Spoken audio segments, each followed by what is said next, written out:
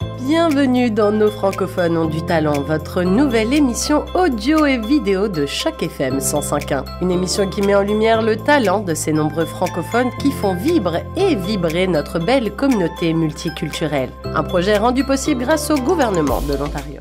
Bonjour à toutes et à tous, ici Guillaume Laurin. Il me fait un grand plaisir d'animer une nouvelle de ces émissions. Nos francophones ont du talent aujourd'hui sur les ondes de Choc FM, une émission qui se propose, vous le savez, de faire connaître et de mettre en valeur les personnalités individuelles et les organismes francophones de notre province et plus particulièrement de la région de Toronto, qui œuvrent au quotidien pour faire briller la francophonie en milieu minoritaire dans différentes sphères.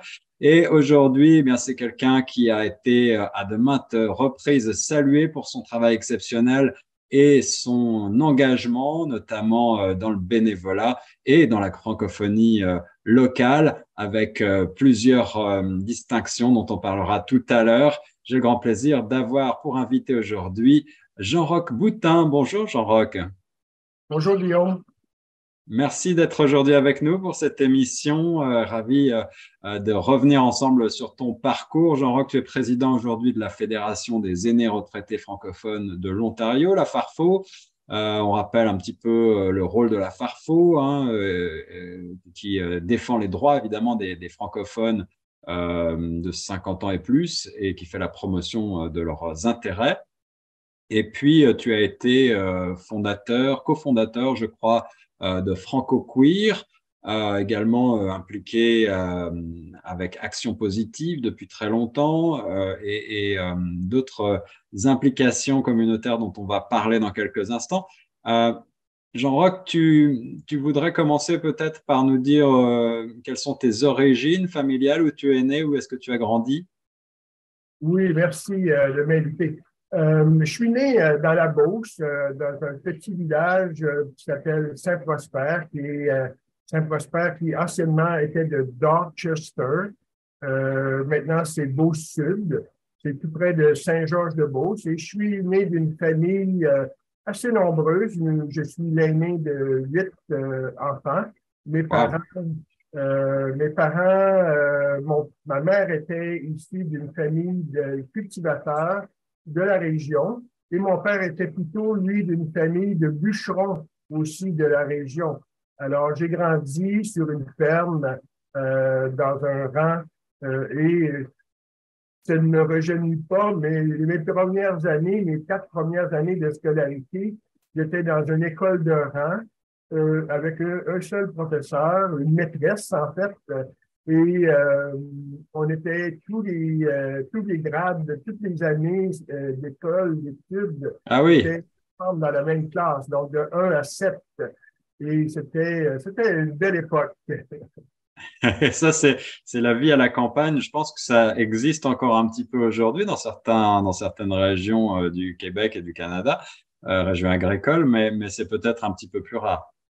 Oui, les écoles de rang, je ne crois pas que ça existe encore à nulle part, mais c'était la bonne époque. On allait à l'école à pied et en se dirigeant vers l'école, on ramassait d'autres jeunes, des voisins, du voisinage qui se joignaient, puis finalement, on arrivait à l'école en petits groupes de toutes sortes d'âges, de tous les sexes, masculins, féminins. Et on avait bien du plaisir à s'amuser tous ensemble dans la cour d'école. Et de tisser des liens, on faisait contact avec nos premiers contacts avec le voisinage, si on peut dire. Alors, ça a été une belle époque. Après ma 4e année, on a commencé à aller à l'école du village. Donc, à ce moment-là, on nous prenait chez nous avec un autobus. Et puis, c'était à l'époque divisé. Il y avait une école de filles, une école de gars. Et on ne se disait pas, là. C'était vraiment les années 60 où la religion était encore très présente. Et puis, c'était strict dans la séparation entre les hommes et les jeunes femmes et les jeunes hommes pour éviter les tentations, nous disait-on. Alors, on va parler, je pense, tout à l'heure de la religion et de la place qu'elle a eue, en tout cas dans ta vie. Mais quand tu étais enfant, est-ce que tu te voyais reprendre le flambeau familial, travailler également dans le domaine de la terre et où tu disais que ton père était bûcheron, c'est ça? Oui, c'est ça.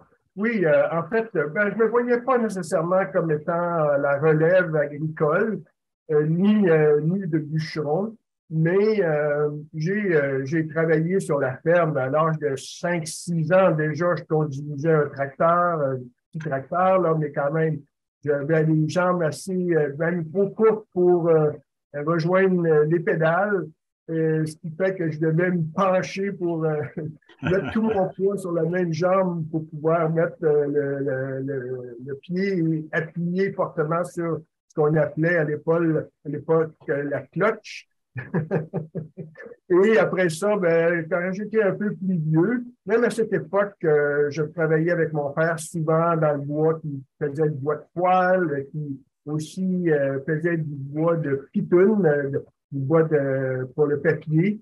Alors, quand j'ai été étudiant vers 14, 15, 16 ans, pour me faire un peu d'argent, j'ai aussi coupé des arbres.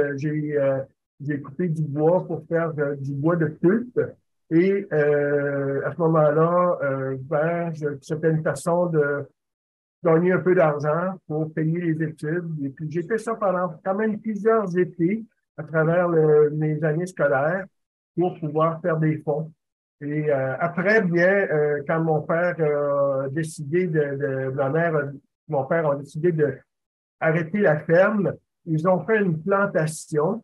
Et là, on a planté plus de des dizaines de milliers d'arbres. Alors, on a replanté toute la terre et à ce moment-là, j'étais avec mon frère, ma mère, mon père et on était les plus vieux. Et puis, on a replanté, donc on refait du reboisement qui était en train de se récolter maintenant. Là. Justement, ma mère a vendu la terre en bois de boue, comme on dit. Et très récemment, là, donc les arbres étaient à maturité. J'avais à cette époque-là une douzaine d'années. Donc après 60 ans, 50, 60 ans, les arbres sont prêts à récolter. À cette époque-là, dans la Beauce des années 60, tu apprends l'anglais également ou parlais uniquement français?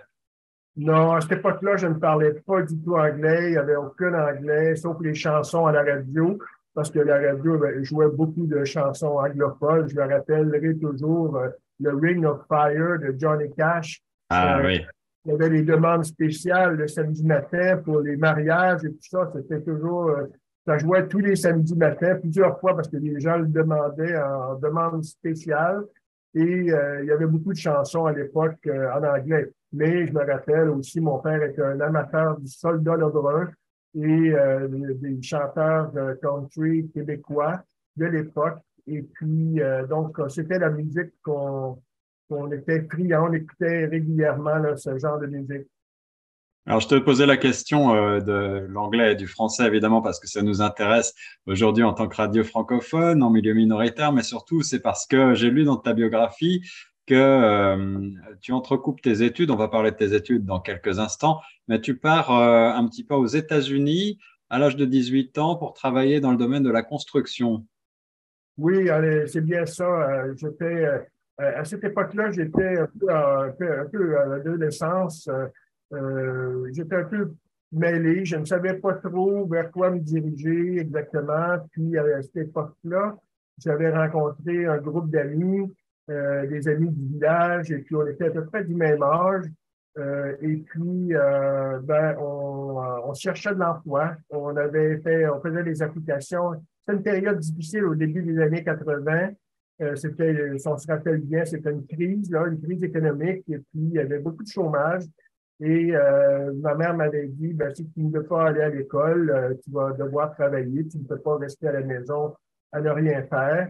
Alors, on s'est mis ensemble à trois à faire des recherches d'emploi. Puis, tout à coup, on a pris conscience qu'il y avait une personne du village, un résident, un citoyen du village de Saint-Prosper qui avait commencé à travailler à Washington, D.C., alors sur la construction. Et il était venu récemment faire une tournée, une visite de sa famille. Et puis, on avait appris que son compagnie cherchait des employés surtout des Québécois parce que les propriétaires de la compagnie étaient québécois, étaient des Beaucerons. D'accord. Et quand tu arrives aux États-Unis, tu tombes en amour avec le pays, avec sa culture? Oui, tout à fait. C'était mon choix, c'était mon désir d'aller aux États-Unis. Je voulais apprendre l'anglais, mais aussi, moi, quand j'arrive quelque part, je m'installe comme si je suis chez moi. Comme on dit, le dicton, où j'accroche mon chapeau, je suis chez moi. Je me sens à l'aise, je m'implante, je pose des racines en pensant que j'y suis pour toujours, mais on sait que la vie nous apporte parfois des changements. Et puis, j'ai été là à Washington comme si j'allais m'établir définitivement. Mais après 3 ans, j'ai reçu l'appel et puis on en parlera tout à l'heure, mais c'est à ce moment-là que je suis revenu aux études. Après avoir fait le drop-out, comme on dit, utiliser l'expression anglaise, mais d'avoir décroché les études après le secondaire 4, euh, je suis revenu pour faire les études pour aller vers la théologie à ce moment-là. Alors la théologie, c'est intéressant. Tu mentionnes ces études dans lesquelles tu vas te lancer. J'ai lu aussi que tu avais à ce moment-là l'idée de devenir prêtre ouvrier. Alors là, c'est d'abord plus qu'un métier, une vocation. Ça m'intéresse de ce point de vue-là, bien sûr, de te demander. Tu expliquais que tu viens d'une famille et d'un milieu où la religion était importante, mais explique-moi à quel moment tu as mûri cette idée dans ta tête. Et puis peut-être pour les auditeurs, rappelle-nous ce que c'est qu'un prêtre ouvrier et qu'est-ce qu'on entendait par là. Oui, mais à l'époque, comme je le disais, je ne savais pas trop vers quoi me diriger. Puis quand je suis parti aux États-Unis, c'était définitif, mais à un moment donné, c'était aussi toute la période du renouveau charismatique. À l'époque, dans les années 80, il y avait tout un mouvement là, spirituel le catholicisme qui était inspiré du pentecôtisme. Il y avait ce mouvement de renouveau charismatique avec des séances de prière. Et puis, à cette époque-là, je venais quand même de Washington. Je venais régulièrement 2 ou 3 fois par année visiter ma famille, mais aussi voir des amis dans la région de la Beauce. Et puis, j'avais fait la connaissance de jeunes hommes un peu comme moi, qui, eux, avaient fait le choix d'aller au grand séminaire. Donc, au grand séminaire pour devenir prêtre, de faire la théologie et devenir prêtre. Alors, à travers le mouvement charismatique, j'avais rencontré ces individus qui sont intéressés à moi et avec qui j'ai développé des liens. Et graduellement, de fil en aiguille, après 1 ou 2 visites, euh, des rencontres avec eux et des échanges, non pas par courriel, à l'époque ça n'existait pas, mais par téléphone. Je me suis intéressé au sujet et j'ai senti comme à ce moment-là comme un appel.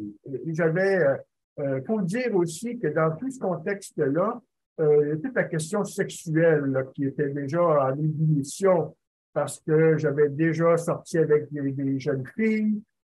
J'avais même frôlé le mariage, à un moment donné, pensé au moins à me marier avec une femme, une jeune femme de la région. Et je savais déjà que j'étais homosexuel. Je savais déjà que j'étais attiré vers les hommes, même depuis longtemps, depuis ma jeunesse. J'avais une attirance particulière pour les hommes, mais ce n'était pas bien vu, ce n'était pas encouragé, certainement. Et à ce moment-là, j'étais ambivalent, j'étais vraiment indécis. Et c'est à ce moment-là que dans ma réflexion, je me disais, écoute, je suis attiré vers les hommes, mais je ne veux pas parce qu'il y a il y a trop de discrimination, il y a trop d'insécurité par rapport à ça, puis ma mère n'encourageait certainement pas non plus. Et puis, mais je n'étais pas non plus attiré vers les femmes. Je l'étais, mais pas assez pour vraiment m'engager, puis d'avoir une double vie, parce que foncièrement, je savais que j'étais gay. Déjà, Ouais. c'était pas ça. Et On a déjà parlé dans cette émission de la problématique de l'homosexualité dans les années 60-70 au Canada. Mais peut-être peux-tu nous rappeler quand même là, l'homosexualité était déjà décriminalisée, je crois, mais évidemment, il y avait encore beaucoup de présupposés, beaucoup de, tu le disais, du point de vue de la société, c'était mal accepté encore, mal connu, mal accepté. c'était très mal accepté. Puis les seuls témoignages qu'on avait, c'était à travers les petits journaux comme Allo-Police ou des choses comme ça qui nous parlaient de crimes, de viols d'enfants, c'était très mal vu et c'était beaucoup associé avec l'abus des enfants. Et c'était pas encouragé du tout. Cette personne moi, je ne voulais pas m'en aller dans cette direction-là et je ne pouvais pas foncièrement me marier puis fonder une famille sur des bases un peu bizarres. Alors, je me disais, je veux pas être aux hommes, je ne peux pas être aux femmes, alors je serai à Dieu.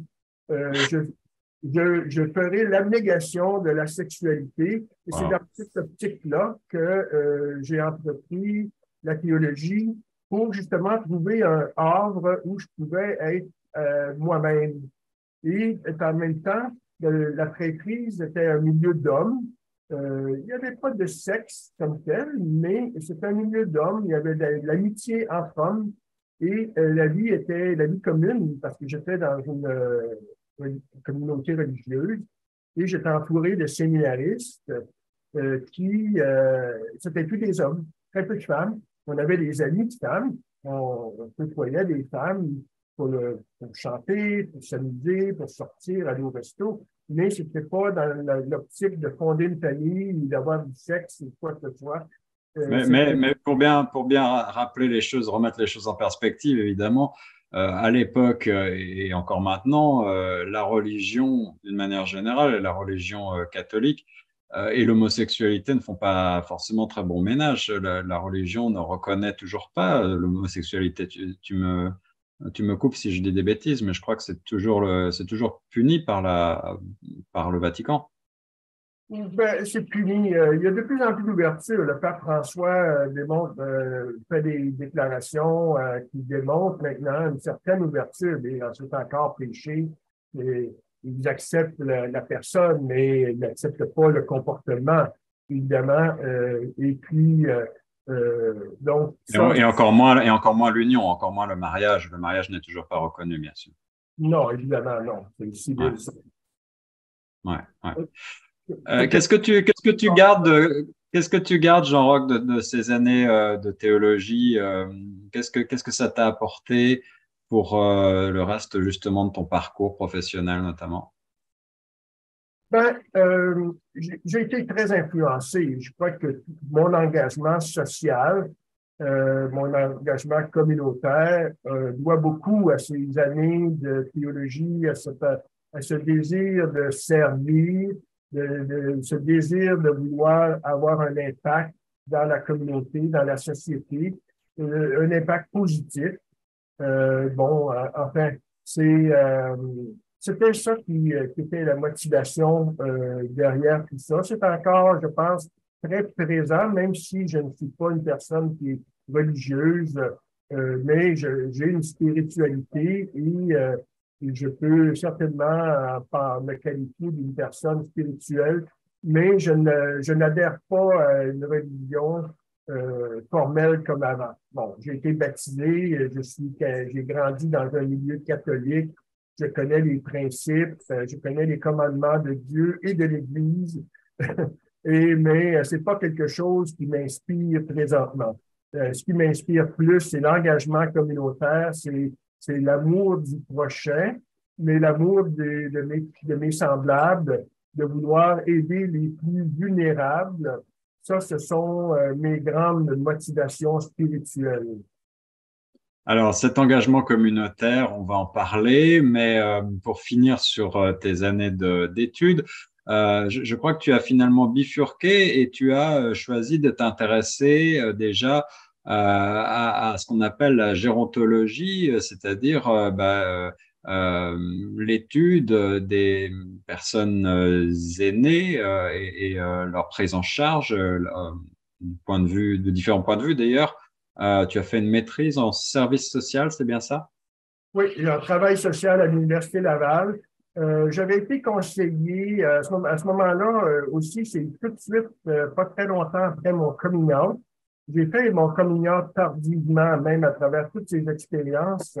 J'ai quand même pris le temps, là, parce que la théologie, ma vie en communauté religieuse, ça a duré pendant 6, 7 ans, 7, 8 ans. Et mon travail aux États-Unis, jeune adulte, vers 21, 22 ans, ça a duré 3, 4 ans aussi.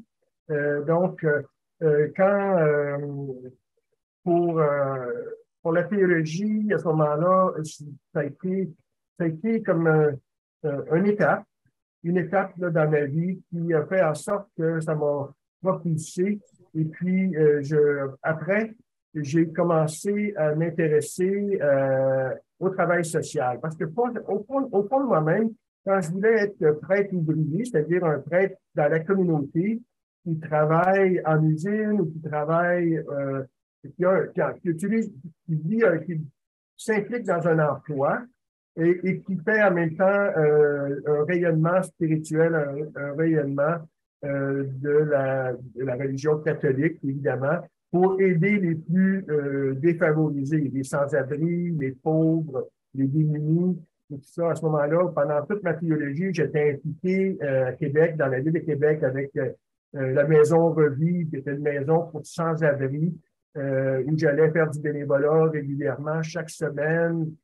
J'étais impliqué aussi auprès des jeunes au collège où j'étais, avec la communauté où j'étais engagé. Il y avait un collège avec des jeunes étudiants résidents. Alors, on faisait de la pastorale, on faisait de l'animation, on faisait du sport pour aider l'éducation de ces jeunes adolescents, jeunes adultes. Alors, ça a été vraiment une étape qui m'a permis là, de développer des capacités d'engagement social, d'engagement communautaire. Et c'était vraiment vers ça que je voulais me diriger. Je voulais avoir un impact dans le monde. En fait, presque pour dire changer le monde, une personne à la fois là, dans ma ville où j'étais. Alors donc, une fois que cet engagement-là c'est devenu clair dans ma tête que j'étais gay. Et après avoir fait mon noviciat dans cette communauté religieuse, avoir pris une année là, après avoir vécu avec eux pendant 5 ou 6 ans, comme étudiant en théologie au bac, un peu à la maîtrise, j'étais aussi devenu enseignant de catéchèse. J'ai fait un petit stage de 6 mois comme enseignant de catéchèse, mais en tant qu'homme gay, non affirmé. Et dans ce milieu-là, avec des jeunes, des adolescents, j'étais très nerveux, j'étais anxieux d'être découvert et d'être accusé de quoi que ce soit. C'est à ce moment-là que j'ai rencontré un ami qui était un prêtre qui avait sorti des ordres et qui était devenu un travailleur social et qui était maintenant, à l'époque, directeur d'un CLSC à Québec et qui me dit, il était en couple avec un autre homme, et il me dit, écoute, Jean-Roch, on voit très bien que tu n'es pas fait pour l'enseignement de la catéchèse ou de la religion.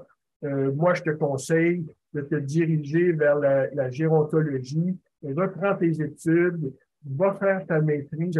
Parce que j'avais déjà une maîtrise en pastorale, j'avais un bac en théologie, maîtrise en pastorale, donc ça faisait 5 ans d'études, pardon, et plus du noviciat et tout ça. Et cet ami-là me dit, écoute, je pense que tu serais très heureux à travailler avec les personnes âgées. Et la gérontologie, c'est un domaine d'avenir. Tu ne manqueras pas de travail là, pour les 50, 60 prochaines années. Ça, c'était un conseil visionnaire, mais bien senti. Alors, cet ami, c'est un petit peu, on peut le dire, une sorte de mentor peut-être pour toi. Absolument. Cette personne-là, on était proches là, pendant plusieurs années. J'étais en couple à ce moment-là avec un homme de Québec et puis lui aussi était en couple avec un autre homme. Donc, on se voisinait, comme on dit. On s'invitait pour les repas, on sortait ensemble, on voyageait ensemble. Et il m'a beaucoup dirigé. C'est même lui qui m'a permis de faire mon stage à l'intérieur de ma maîtrise en travail social, en gérontologie. Donc, j'ai fait mon stage dans son CLSC. Il m'a accompagné, il m'a beaucoup aidé. Et tout de suite après, j'ai pu trouver un emploi comme travailleur social. Et là, j'étais comme l'expression, l'image que j'ai toujours, c'est comme un poisson dans l'eau. J'avais vraiment trouvé ma niche et j'étais vraiment là à l'aise. Et puis, la relation aux personnes âgées, ça remontait déjà de l'époque où j'étais jeune, parce que j'allais souvent passer tous mes étés chez mes grands-parents maternels. Et j'étais très proche de ma grand-mère, de mes grands-parents maternels. Alors, je savais que j'avais une affinité foncière, une attirance vers les personnes âgées, que je me sentais bien avec elles, que j'avais une relation intime, proche avec mes grands-parents. Alors, c'est ça qui a motivé là, mon choix, puis d'ancrer ma décision, parce que là, il fallait que je reprenne encore les études pour 2 autres années supplémentaires. Et donc, ça faisait maintenant 7 ans d'études universitaires après mon secondaire et mon collégial. Donc, en tout, ça me faisait presque 22 ans de scolarité à la fin de ces études-là. Donc, et tout de suite, j'ai pu me trouver un emploi et j'ai travaillé avec les personnes âgées, avec le maintien à domicile au Québec, dans les CLSC pendant quelques années, puis après ça à Toronto ici à partir de 92.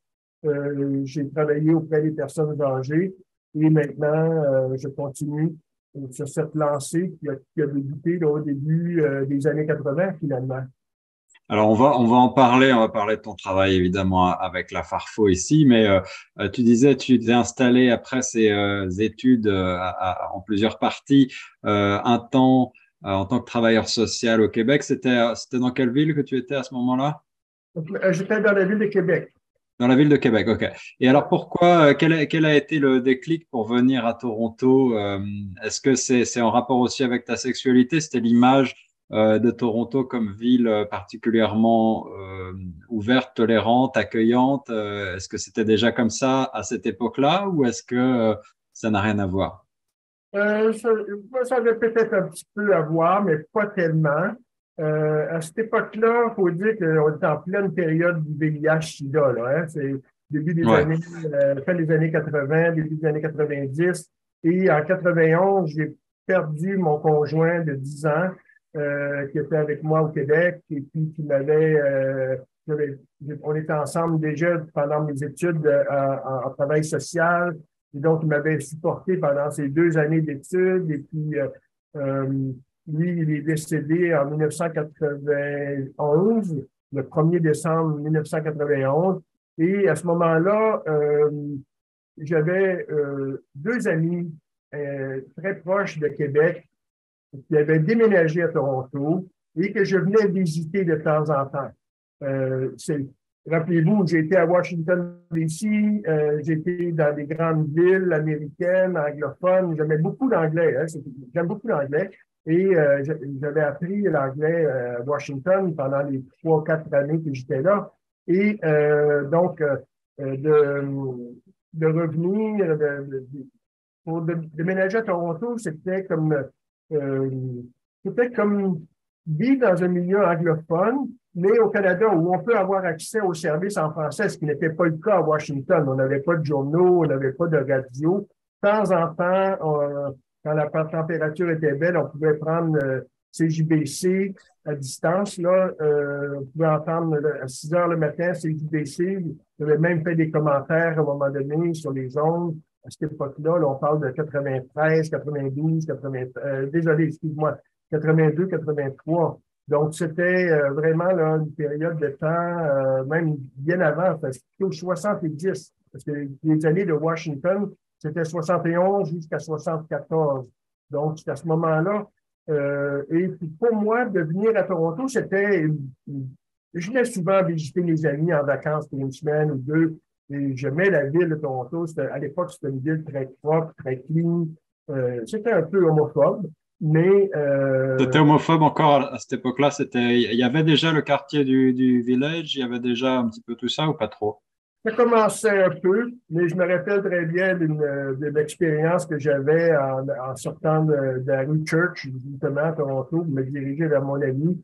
Et puis, je marchais sur le trottoir et puis, à un moment donné, je me détournais parce que quelqu'un marchait derrière moi. Et puis, je me détourne une fois ou deux de côté pour voir qui était derrière moi. Et là, l'homme qui était derrière moi me dit, You faggot, stop looking at me. Alors, je peux te donner un exemple. Ouais, ouais. C'était encore, là, on était sur les bords du village D de Toronto. Beaucoup de chemin parcouru, là, j'imagine.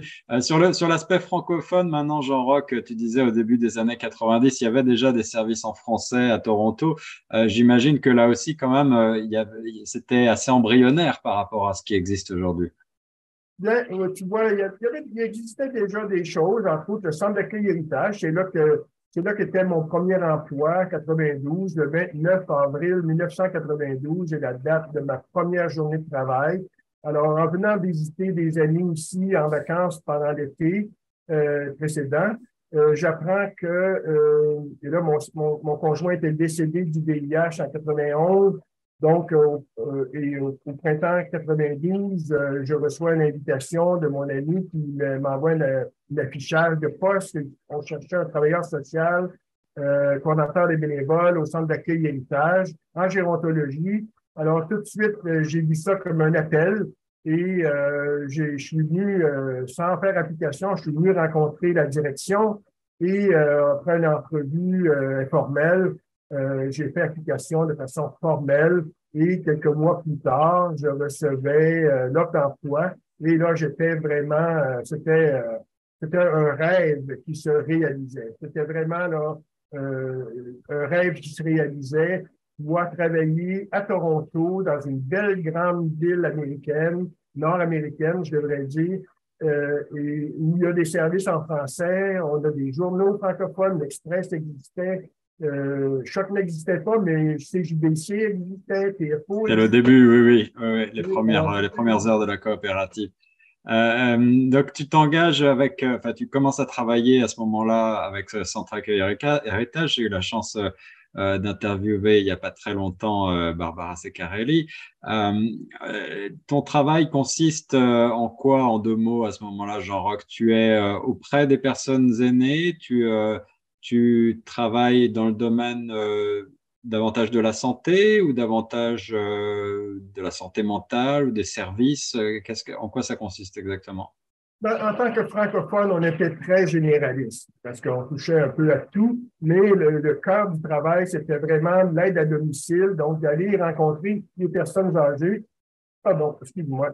D'aller rencontrer les personnes âgées chez elles et pour les aider à réfléchir sur leur avenir, évaluer leurs besoins et recommander des services, des options pour pouvoir continuer à avoir une vie dans la communauté, de pouvoir avoir de l'aide selon leurs besoins. Et aussi, à ce moment-là, on faisait des références pour la place Saint-Laurent, pour des appartements subventionnés, et on les recommandait pour des activités sociales, les clubs de l'âge d'or ou d'autres organisations. On faisait des recommandations pour le home care, les soins à domicile formels du gouvernement. Et à ce moment-là, mon rôle était à temps partiel comme travailleur social et à temps partiel comme coordonnateur des bénévoles. Alors, graduellement, j'ai monté toute une équipe de bénévoles vraiment, je pense que j'avais fait une différence auprès des personnes que j'ai aidées, les personnes âgées, mais aussi en créant un réseau de bénévoles qui remplissaient des tâches à travers des programmes de visite amicale, de transport, de repas communautaires et ainsi de suite. Donc, à ce moment-là, je me rappelle, dans les dernières années, j'avais mis en place tout un programme, structuré un programme de bénévolat qui fonctionne toujours. Et après ça, j'avais environ 150 personnes âgées dont je m'occupais dans qu'on appelle le caseload, la charge de cas. comme travailleur social, mais j'avais aussi pas loin d'une centaine de bénévoles qui faisaient dans les 10, 15, 20 000 heures de bénévolat par année. Et je coordonnais le tout du mieux que je pouvais, évidemment, avec mes collègues. On était une petite équipe. À ce moment-là, le centre d'accueil héritage n'était pas aussi important qu'aujourd'hui. Il y avait moins de programmes, moins de personnel. Je pense qu'il y avait 5 ou 6, 7 personnes quand j'ai commencé qui travaillaient au centre d'accueil. Et il y avait les centres de jour, ça n'existait pas. Les programmes, il y avait les appartements subventionnés, les appartements, il y avait les repas communautaires et les programmes surtout servis par des bénévoles, sauf que 2 ou 3 professionnels, là, comme moi, travailleur social ou infirmière, qui étaient aussi d'autres employés de l'équipe. Alors, je le disais en introduction, Jean Boutin, tu as été distingué à plusieurs reprises par des prix qui ont salué ton engagement justement pour le bénévolat et pour les causes sociales dans la francophonie locale. La plus récente distinction, c'est le Chevalier de l'Ordre de la Pléiade en 2021, un ordre qui salue évidemment les personnalités qui ont contribué à l'épanouissement de la langue française en Ontario. Et à ce titre, on est très heureux de t'avoir évidemment dans cette émission qui s'intitule Nos francophones ont du talent. On va peut-être passer et ensuite on repassera vers le travail avec les aînés, mais je voulais aussi évoquer quand même en 2 mots l'engagement qui a été le tien et qui est toujours, je crois, en partie le tien avec Franco Queer et également Action Positive. Est-ce que tu veux nous en dire 2 mots? Parce que tu as été le cofondateur, je crois, de Franco Queer. Oui. En fait, j'étais le cofondateur avec Marcel Grimard, que vous avez interviewé récemment. Et je dois une fière chandelle à Marcel parce que Marcel était celui qui m'a vraiment beaucoup aidé pendant une période très négative de ma vie, dépression et problèmes de santé importants au début des années 2000. Et c'est grâce à Marcel Grimard si j'ai repris goût à la vie après une période de 2 ans en dépression importante suite à l'évolution de la maladie du VIH qui m'empêchait vraiment de travailler comme tel, d'avoir un engagement professionnel comme je le souhaitais. Et après avoir vécu cette séparation, cet arrêt de travail forcé, Marcel m'a beaucoup aidé, est venu me chercher par la main presque pour me dire, ben écoute, on se rappelle au début des années 2000, il y avait encore beaucoup de monde qui décédait. Et dans le cadre de mon travail de maintien à domicile au centre d'accueil, la direction m'avait autorisé à m'occuper des personnes francophones qui vivaient avec le VIH. Parce qu'on aidait les gens à domicile, ils n'étaient pas des personnes âgées, mais ces hommes-là avaient besoin, et ces femmes, parce qu'il y avait des femmes aussi, avaient besoin d'aide à domicile et les auxiliaires familiales du centre, on pouvait les référer pour les aider parce que dans le domaine du sida, à Toronto, il n'y avait rien de français. Il n'y avait rien en français, c'est ça. Il y avait absolument aucun service. Et je voyais les amis, des connaissances, des gens dans la communauté, des francophones qui mouraient en anglais alors qu'ils ne parlaient presque plus l'anglais à cause de leur maladie, de l'évolution, de tout ça.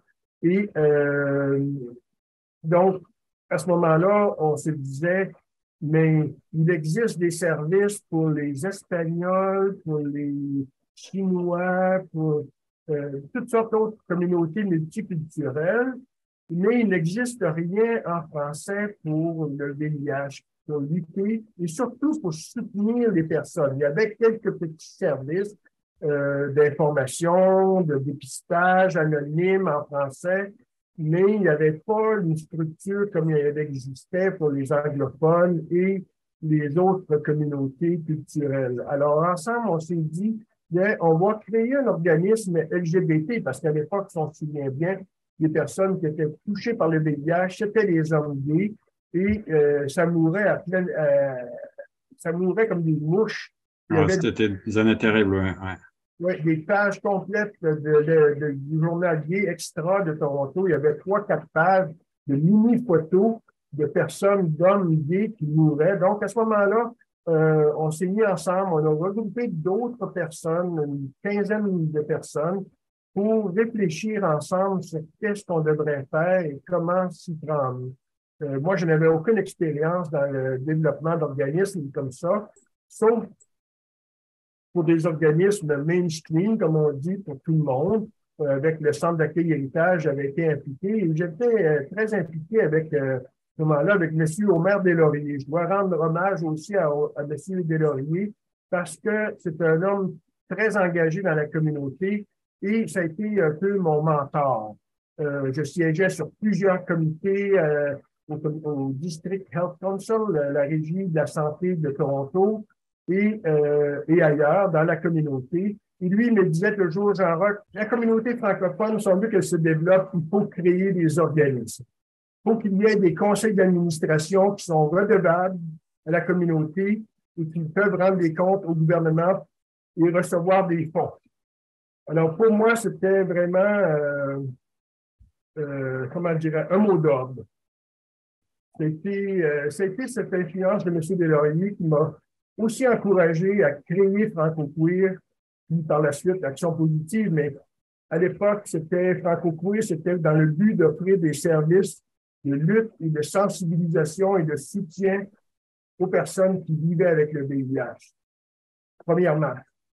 Malheureusement, il n'y avait pas de fonds à cette époque-là qui étaient disponibles pour des organismes qui n'étaient pas dédiés exclusivement au VIH. Donc, après avoir créé Franco-Queer, avoir quand même fait beaucoup de travail, des activités, des apéros, des conférences, des ateliers, etc., et rassemblé près de 1000 personnes finalement qu'on avait sur notre liste d'envoi de la communauté LGBT, mais aussi des alliés. Et à ce moment-là, on a appris qu'on ne pouvait pas faire de demande de fonds pour lutter contre le VIH. Et surtout de donner du soutien aux personnes qui étaient atteintes. Alors, on s'est tourné vers, on s'est décidé de créer une nouvelle organisation.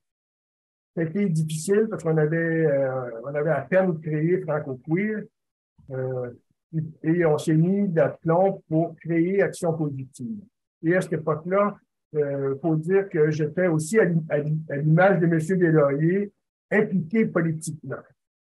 Parce que, selon les indications de M. Deslauriers et ma propre expérience, si on veut que les choses bougent, il faut s'impliquer politiquement, il faut être connu des politiciens parce que c'est eux qui sont redevables par rapport aux Français, ce ne sont pas les fonctionnaires.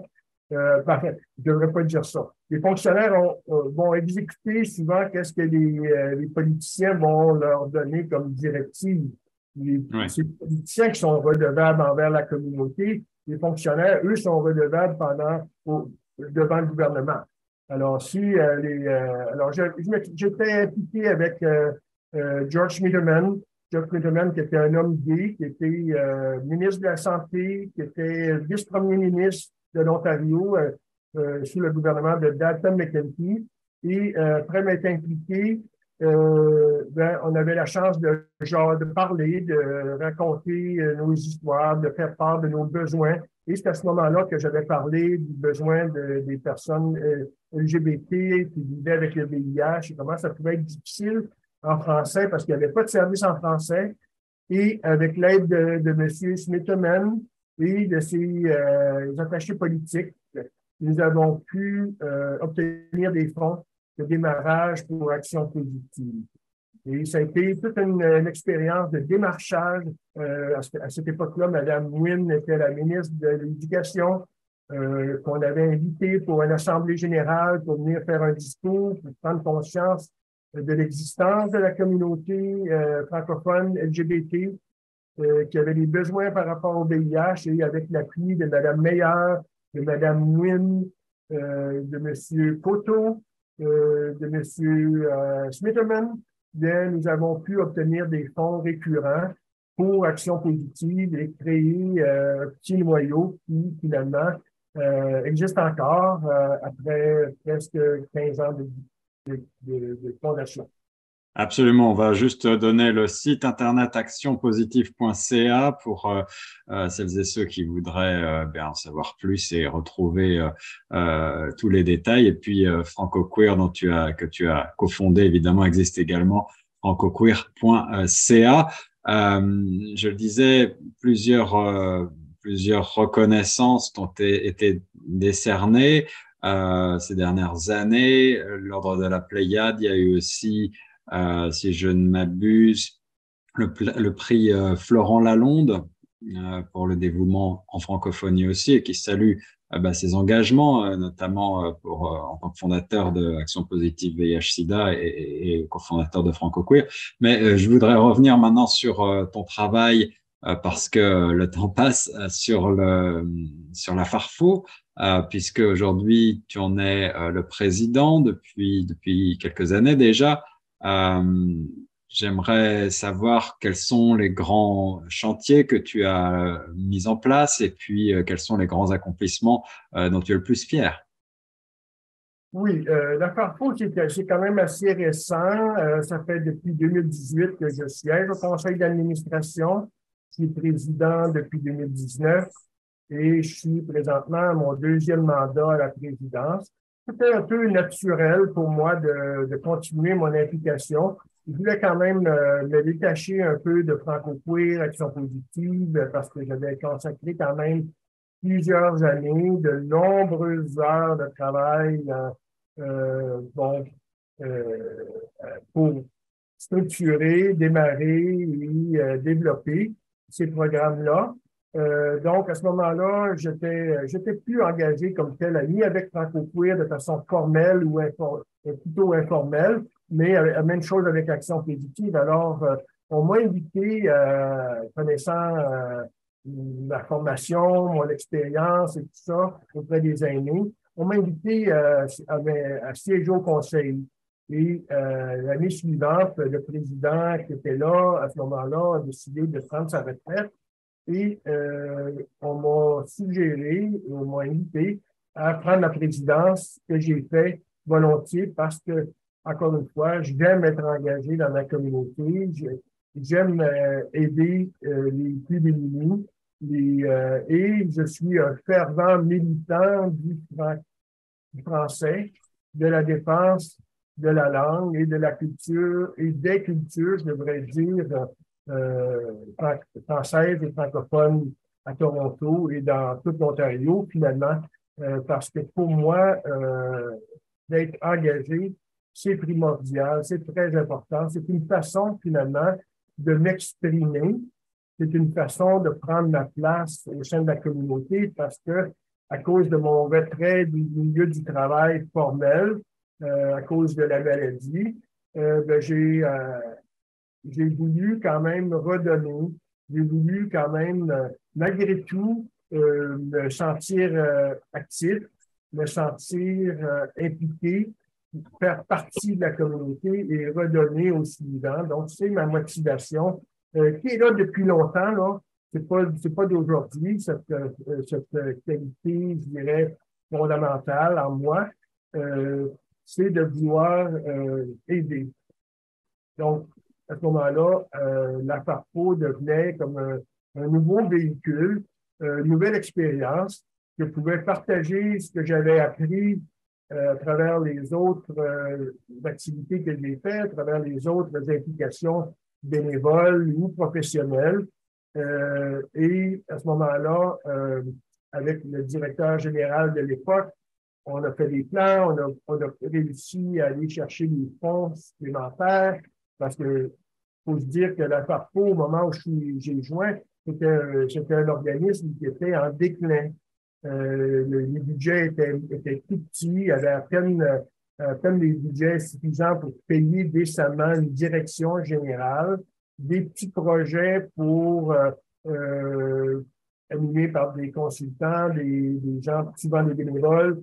Donc, le budget était moins de 100 000 et avec l'aide de M. Fontaine et de son épouse, Suzanne, on a vraiment été chercher des fonds supplémentaires. On a fait des démarchages, rencontré des ministres, des députés, des sous-ministres, des hauts fonctionnaires pour attirer l'attention des besoins de la francophonie, des aînés de la francophonie et de la FARFO, pouvait être un véhicule qui avait quand même 40 ans d'existence et qui vivait un moment peut-être un peu difficile, mais donc ensemble, on s'est resserré les coudes et puis on a obtenu des fonds pour, et aujourd'hui, notre budget frôle le million de dollars après 5 ans. Félicitations, extraordinaire remontée en puissance, effectivement. Alors ça, c'est un très, très beau, une très, très belle réussite, un bel accomplissement. Je vais donner le nom complet donc de la FARFO, Fédération des aînés retraités francophones de l'Ontario. Et si vous voulez retrouver les services et les détails sur la FARFO, c'est farfo.ca sur Internet. Et si tu me permets, Jean-Roch, je vais lire quelques mots de cette citation qu'on peut trouver sur ta page LinkedIn de Gilles Marchildon, qui résume assez bien, je trouve, l'engagement qui est le tien, qui a été le tien et qui continue de l'être pour notre communauté. Jean-Roch est l'incarnation même du bénévolat engagé et du leadership communautaire généreux. C'est un rassembleur de premier ordre. Il possède une vision éclairée, mais flexible et déploie une énergie débordante. C'est un véritable moulin d'idées, puis un génie des relations publiques. Une description dithyrambique qui résume bien, je trouve, ta carrière et qui trouve toute sa place, évidemment, dans notre émission Nos francophones ont du talent. Est-ce que tu as un mot de la fin pour nos auditeurs, Jean-Roch? Bien, je veux remercier Choc FM que j'ai aidé aussi. J'ai été impliqué pendant quelques années, pas longtemps, mais quand même un moment crucial, un moment charnière dans l'existence de Choc FM. Donc, je veux vous remercier, toi, Guillaume, que je connais peu encore, mais que je découvre aujourd'hui et dans les dernières semaines, les derniers mois, depuis que tu es en poste. Donc, je connais bien la directrice précédente. Et puis, je vous remercie de votre attention, de me donner la chance de partager mon expérience et de remercier surtout toutes les personnes qui, à travers les années, m'ont appuyé parce que ce n'est pas moi seul qui ai fait tout ça. C'est toujours en équipe, c'est toujours avec des personnes clés, des personnes qui ont eu aussi beaucoup d'influence dans la communauté depuis longtemps, m'inspirant des personnes comme M. Deslauriers, son épouse, Mme Deslauriers, et puis M. Gilles Barbeau, qui ont été le directeur général du Centre d'accueil héritage pendant de nombreuses années, et d'autres comme Gilles Marchildon, qui a cheminé avec moi à Action positive comme directeur général, et bien d'autres. Donc, je ne peux pas remercier tout le monde ici aujourd'hui, mais je suis entouré de beaucoup de monde. Merci beaucoup, Jean-Roch Boutin. Merci à toi pour ton engagement. Et on continue sur les ondes de Choc FM 105.1.